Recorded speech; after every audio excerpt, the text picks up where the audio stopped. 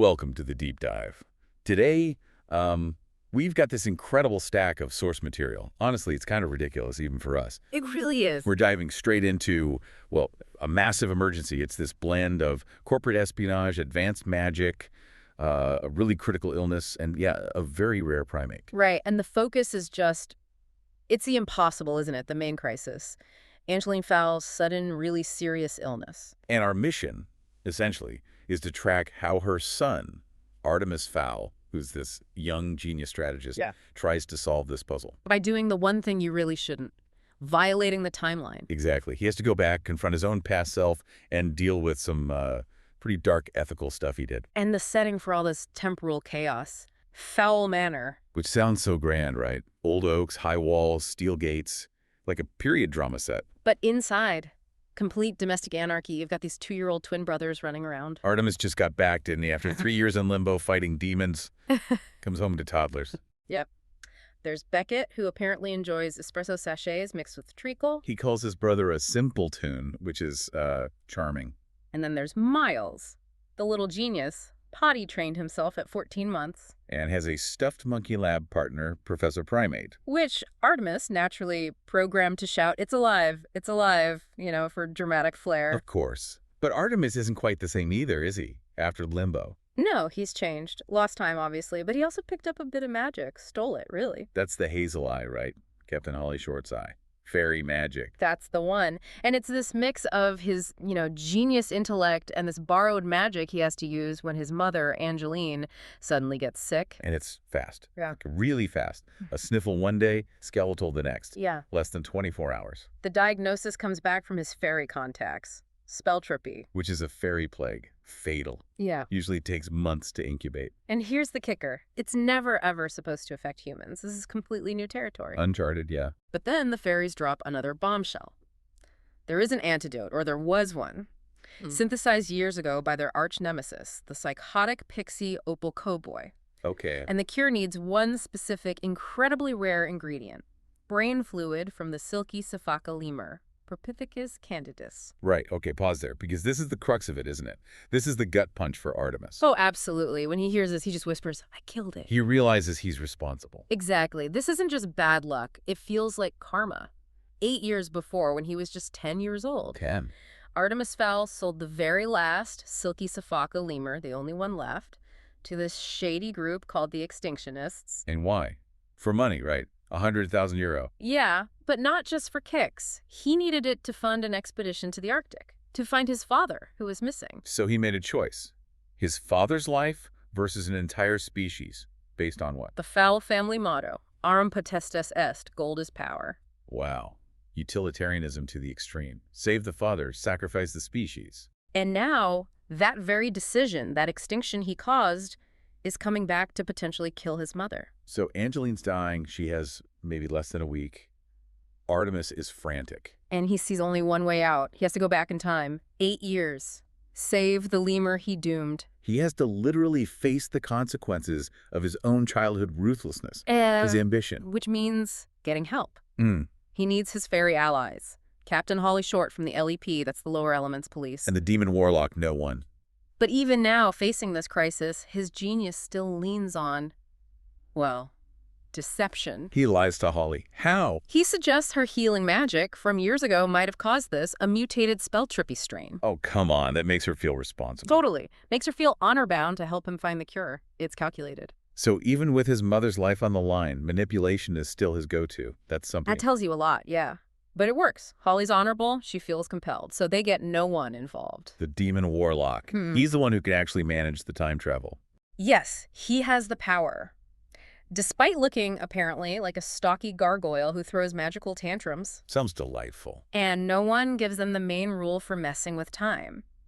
Keep it simple. No clothes, no guns. Why? What happens? They could get, incorporated into your body during the trip.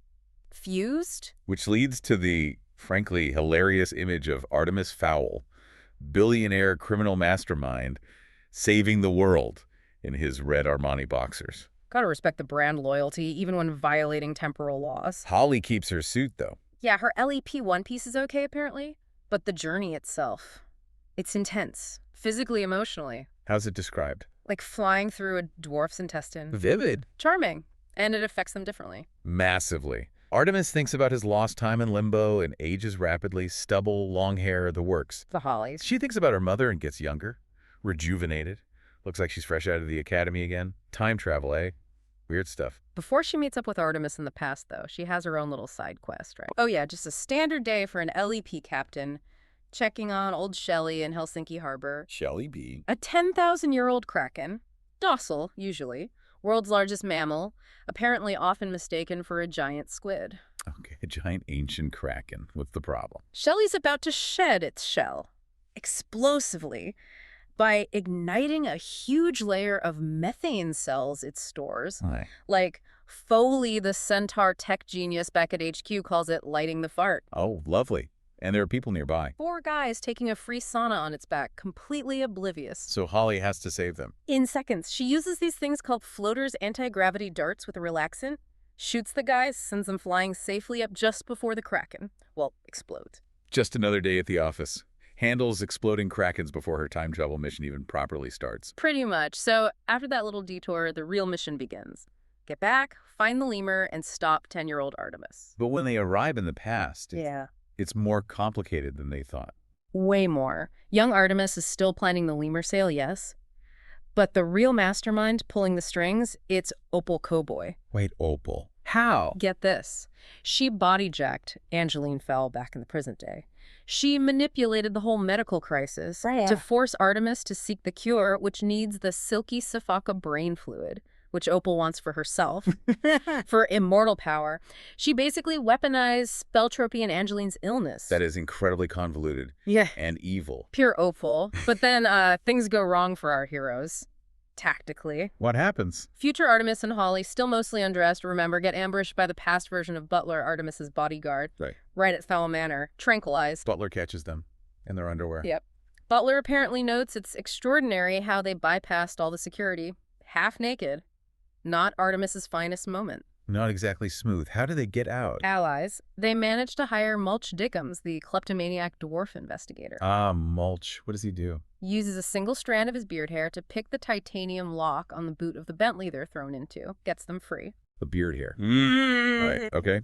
So the exchange for the lemur is still on. It is. It's set for the Leather Souk in Fez, Morocco. That place smells legendarily bad, doesn't it? Because of the tanning process? Exactly. They use diluted pigeon droppings to soften the hides.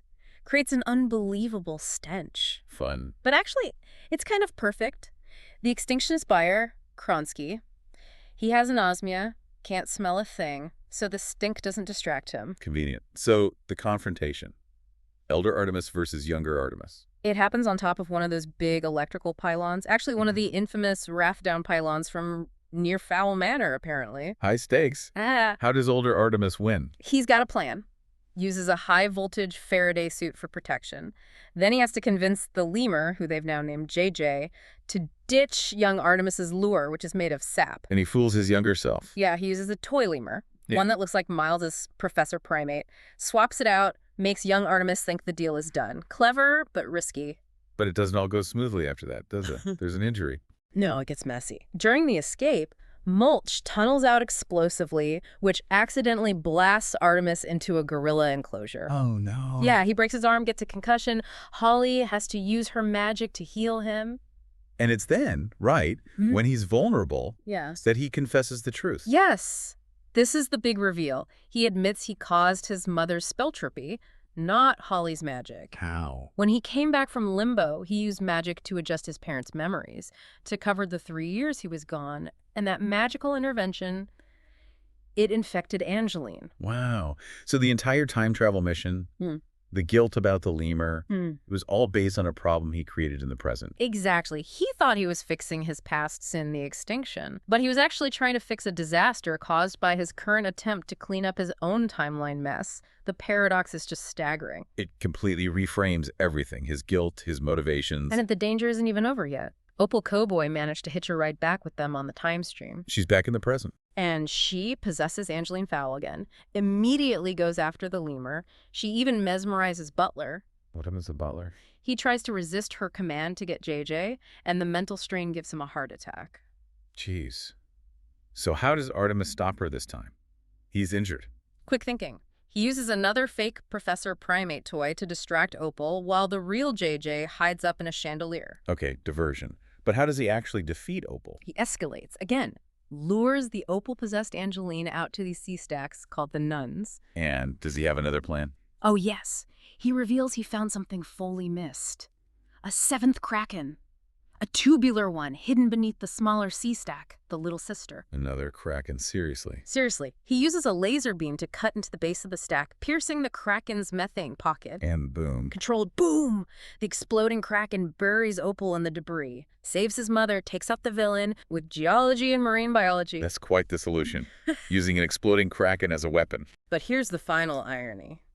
While Artemis is setting up this insanely complicated kraken trap, What's Norin doing?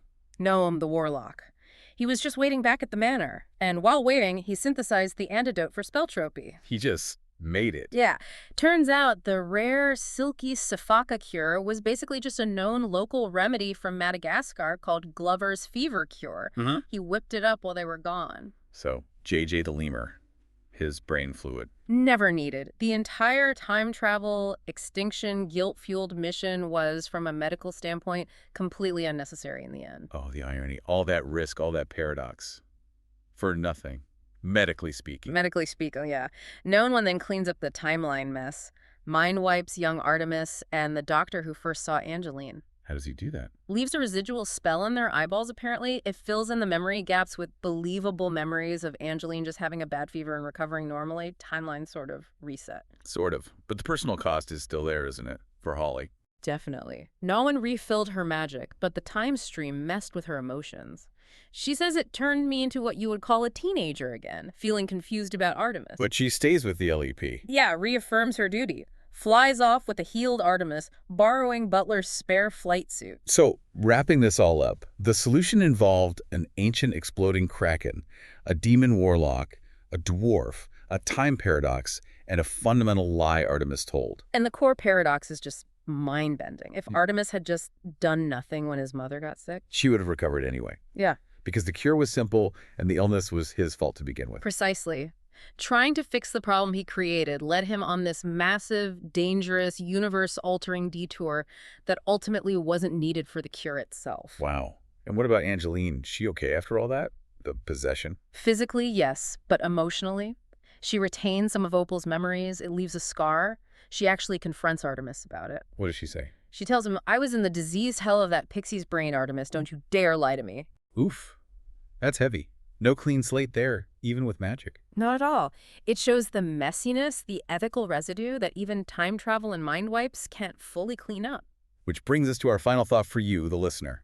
What does it really mean when huge problems, personal or even global, can maybe only be solved by the person who caused them in the first place? Does that force them to compromise their own moral growth, their own evolution? Do you sometimes have to choose the messy, practical solution, even if it feels ethically wrong, over waiting for some clean, perfect answer that might never come? Something definitely to think about. Until our next deep dive.